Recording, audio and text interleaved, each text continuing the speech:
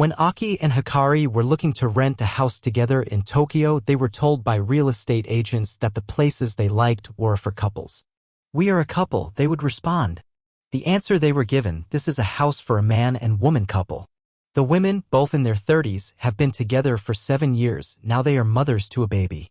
They coo and fuss over the infant, swap feeding and nappy-changing duties, and take turns to stay with him so one of them can get some sleep. They can't stop talking about their new baby formula machine. Yet, in the eyes of the law, the government, and a conservative Japanese society, they're not a legitimate couple. Despite the support around them, they have kept their relationship a secret from many people. It's why they don't want to reveal their real names. They say they are being extra cautious for their son given that taboos around same-sex couples still persist. "We're not recognized as a family of 3, Aki says. Japan is the only G7 country not to fully recognize same-sex couples or offer them clear legal protection, leaving the country's LGBTQ+ community feeling vulnerable and nearly invisible. We've changed Aki and Hikari's names to protect their identities." Pressure has been growing to legalize same-sex unions after several district courts ruled that a ban on them was unconstitutional. But Prime Minister Fumio Kishida has struggled to pass reforms in the face of opposition from traditionally minded political leadership. There has been some progress in a nod to younger, louder voices demanding change. Some municipalities have introduced partnership certificates, but they are not legally binding. A new government post that mainly focuses on LGBTQ+ rights has been created, and a new law targets discrimination against sexual minorities. But the community is disappointed because the law, which met stiff opposition from conservative lawmakers, stops well short of recognizing marriage equality.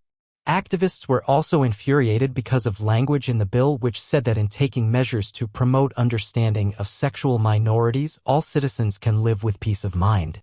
It drew angry reactions from critics who say it prioritized the rights of the majority and implied that the existence of the LGBTQ+ community could be a threat to others' peace of mind.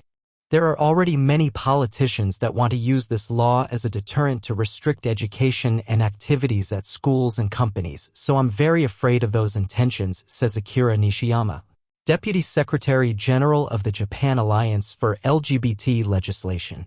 Same-sex couples like Aki and Hikari say the lack of legal recognition is far from an abstract concern. It makes life harder for them every day.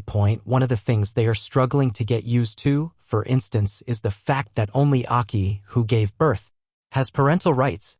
"When I gave birth, I wrote a will to appoint my partner as our son's legal guardian in case I died during labor.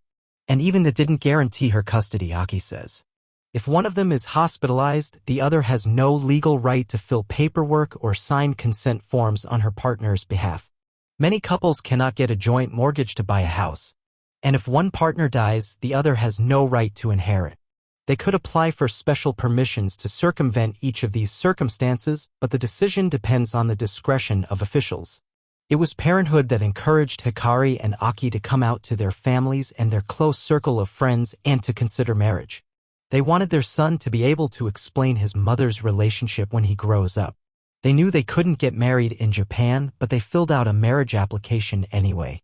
When their application was rejected in Japan, they got married in Canada where Hikari went to university. "We wanted to show we exist," Aki says. But in Japan, she says she and Hikari feel like they are being made invisible. "I grew up in a small, conservative town," Aki says.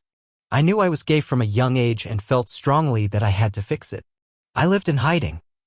I've given up so much. I don't want to do this anymore."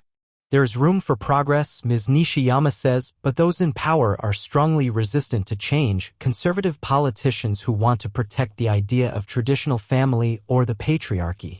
"I have been actively working for the protection of LGBTQ+ people for almost 10 years. That's why I'm really frustrated because I feel that I need to really fight and I need to work hard every single day.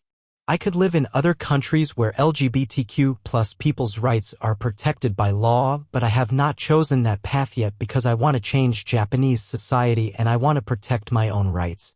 She says she will never stop fighting, but she is also exhausted and disheartened by the meager progress.